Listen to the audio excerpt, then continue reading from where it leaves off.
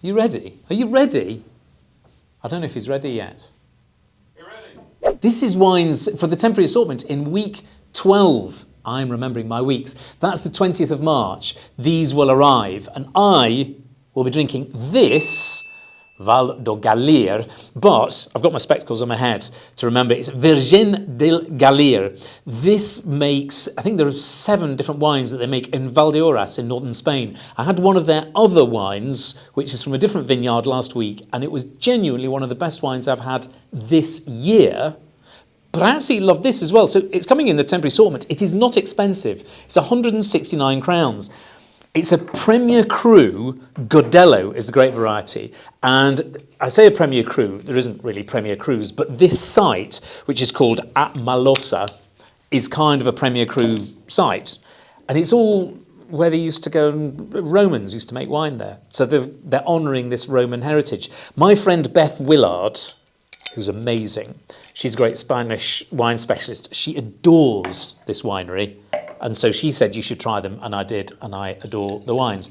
Godello, you will like it, especially if you like Albarino or Alvarinho. It's not exactly the same. It's not quite as floral, really, but it's in the same kind of framework. And I like to think of these wines as being Atlantic wines, so they're on the Atlantic coast because they're quite fragrant. There's no oak. There's a lovely, slightly saline quality to them.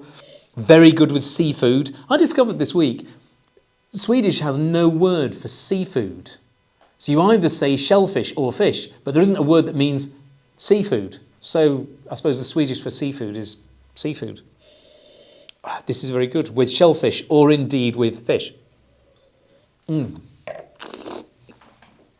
What's nice about it is you get this very ripe stone fruit on the palate, but it's really zesty because it's quite close to the coast.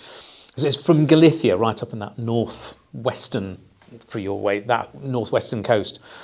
And I like it as an aperitif. You can just drink it just on its own. It's absolutely fine. But equally, it is a really, really lovely wine to go and have with lighter dishes. Don't go and have it with something that's big and necessarily very spicy. I don't know. It's quite fragrant. Oh, it's so good. I just need to pause and enjoy that for a minute. That's good. Everybody else wants some. I'm having to pour this for other people here. I was just going to take this home, but apparently now I have to give it to everyone else in the room. This is what happens. There's all the rest of them, and they sit around whilst I'm tasting. Look, you're watching this. And now, I really like a wine. They're all like, oh, well, can I have some? Yes, you can. You better all like it. I think this is great.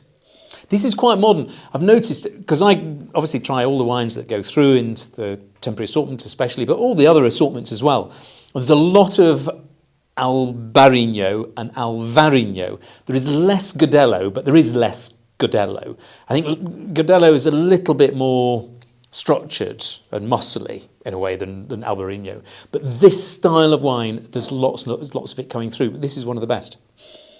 Right, whilst you're enjoying that, I'm going to open another bottle. We've only got 3 wines this week because I think some of the wines haven't been delivered yet.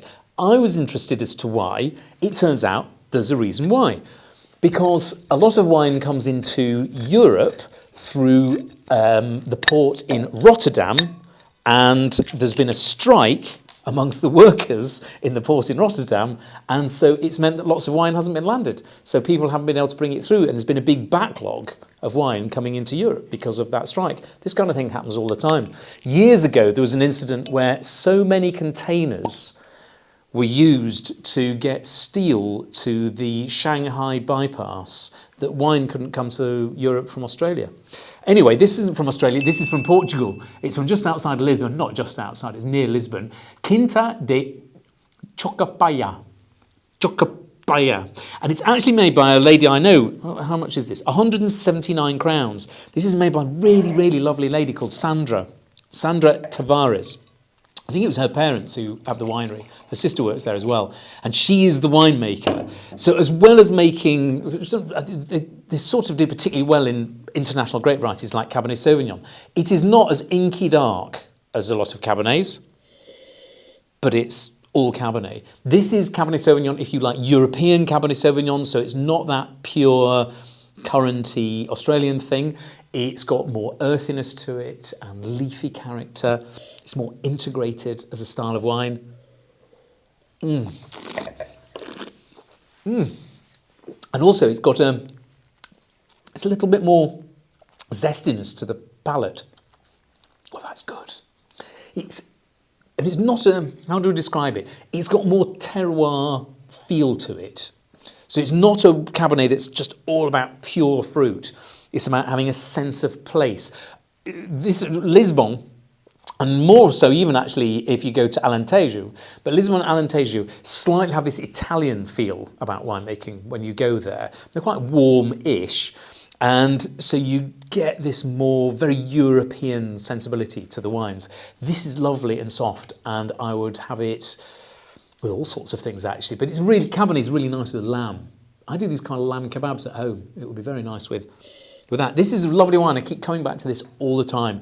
It's incredibly versatile. If you are serving lots of people and you don't really know what they like, choose this, because lots and lots of people will go and like it come what. But it has an elegance about it and a sort of style. And I hate doing this. I hate it, but I'm going to do it. It's sort of like Sandra, who's a winemaker.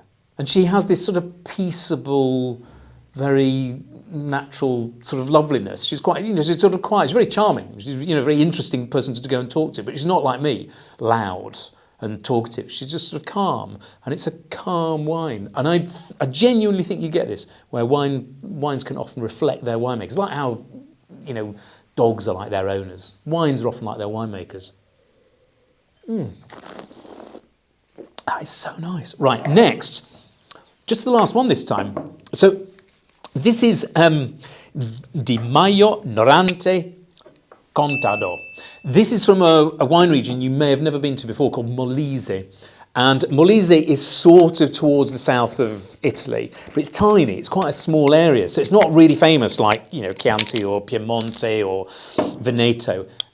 It makes really great wines. And in particular, like this, they make wine amongst a variety of great varieties. One of the ones they're famous for is Aglianico. It's a sound, Aglianico. Pop this one open. Let's have a look at this. Dark colour. And I can tell you it's got a dark, heady aroma. It's spicy and perfumed. And it's got this really distinctive quality, particularly when I try it. It's not like the flesh of a fruit, it's like the skin of it. You get this fruit skin quality to it. It's tingly and something minerally feel. This is a bigger, bolder, brassier wine. It wants bigger, bolder, brassier flavours. But, you sit there and just just flourish in it.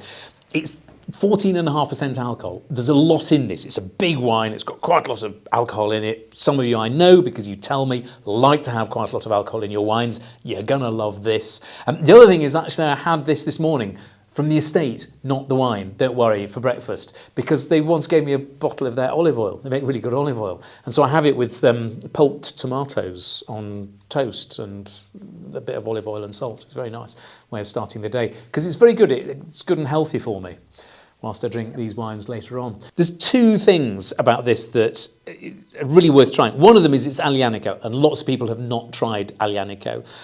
There's quite a bit of Aglianico, but it often gets drunk in southern Italy. It needs to have a very warm climate. What's important is that even though it's got lots of, this is a big hefty wine, it's able to maintain this freshness on the palate, so it doesn't get sort of blown out. It still is fresh and tingly and minerally. But the other thing is, this is 2020. It's getting on for 6 years old now. And this has now had a bit of time in the bottle to become a bit more elegant. And it takes the edge off it in a way, and it creates, quite early on, it goes into those more interesting, what we sometimes call sort of secondary and tertiary. So it's not just about fruit, it's about spice and integrated woods and these other characteristics. I get quite a lot of like black tea and things like that come through. It's a much more interesting wine. So it's worth finding it when it's had a few years on it like this. You sort of get, it's not going to live for a very long time, not going to live forever, but it's nice to leave it. I'm enjoying this now. It might have been a little bit too, sort of punchy if I'd had it just a year or so after release. It's really nice to try these wines when they're a bit older. 139 crowns. It's amazing value, this. 139 crowns, not just because I think this is nice wine, but also for a wine that's got some maturity, that's got a bit of age. This is a 6-year-old wine. Somebody's had to sit on this now for, well, at least kind of 5 years, and it's still only 139 crowns. That's a belter for value. That is your top 3. Now, go to pinvino.se, and there's half a dozen wines that we've got that are different ones. These are just some of the top picks that we've got. Go and find your best wines to go and have from the 20th of March in the temporary assortment, week 12.